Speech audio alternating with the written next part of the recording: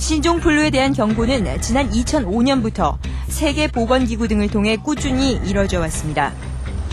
그런데 우리 정부의 준비가 부실했다는 지적, 특히 예산 문제에 있어서만큼은 안일하게 대처했다는 비난을 피할 수 없어 보입니다. 당초 올해 신종플루 예산은 92억 원이었습니다. 전년도의 111억 원보다 20억여 원이 줄었습니다.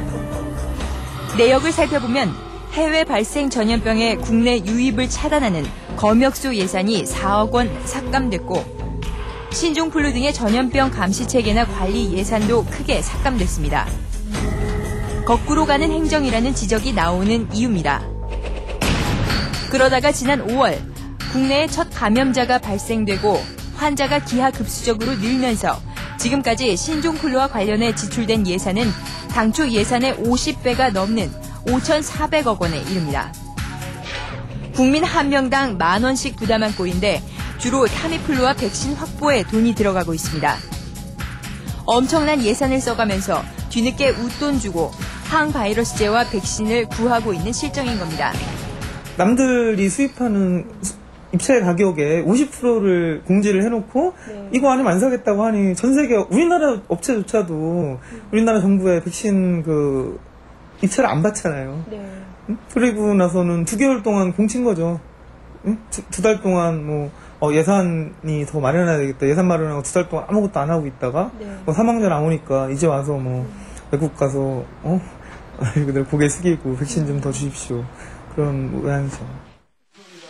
전재희 보건복지부 장관은 타미플루 비축의 중요성은 인식하고 있었지만 부처 간 협의가 원만하지 않아서 비축이 제대로 이뤄지지 않았다고 말했습니다.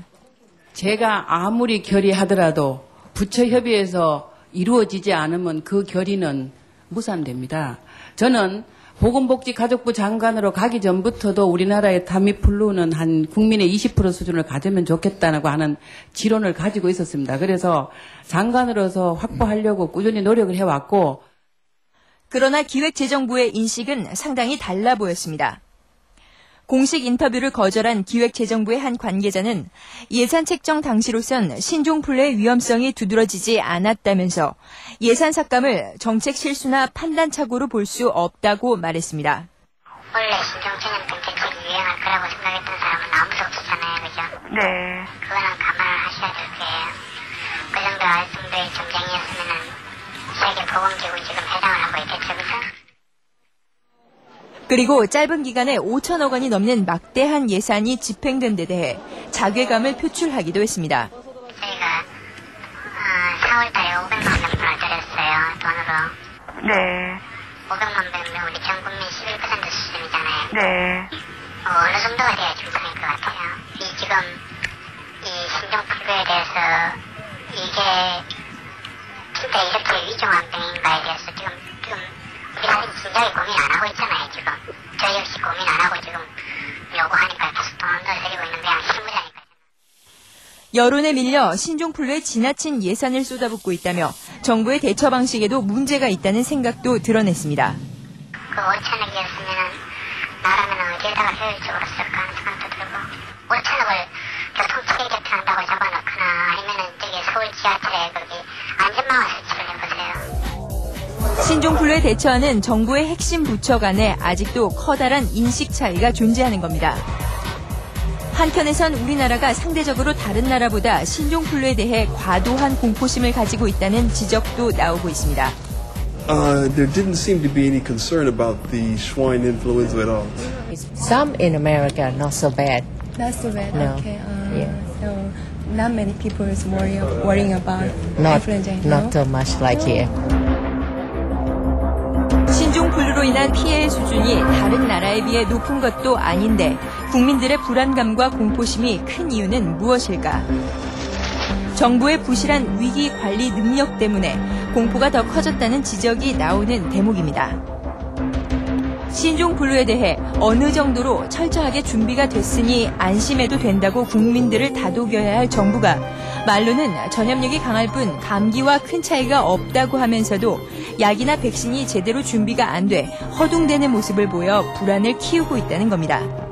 이 인플루엔자 바이러스가 유행하면서 전염력이나 병독성이 바뀌는 것은 불가피한 것이기 때문에 가장 나쁜 시나리오에 대비해서 정부 대책이나 백신이나 항바이러스제 방역 대책을 세우고 준비한다면 피해 규모를 최소화할 수 있을 거라고 생각합니다. 장밀 기자, 그러니까 올해 신종플루 관련 예산을 깎았다가 지금은 당초 예산의 50배가 넘는 돈을 쓰게 됐다. 이런 얘기인데요.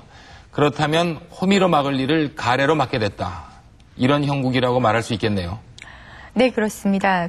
취재를 하다 보니까 우리나라는 신종플루는 물론이고 신종플루 신드롬까지 앓고 있다는 생각이 들었습니다.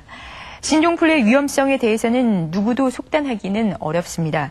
그런데 시중에서 타미플루 사재기가 일어나고 또 정부가 약이나 백신이 부족해서 허둥대는 모습을 보이면서 불안이 불안을 만들어낸다는 말이 지금 상황에 딱 들어맞고 또 거기에 상당히 영향을 미친 게 이 정부의 갈팡질팡하는 모습이 아닌가 싶었습니다.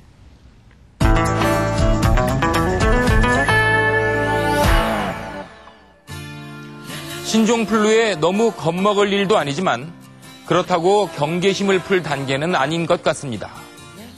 신종플루의 확산은 현재 진행형이고 그 위력도 충분히 검증되지 않았기 때문입니다.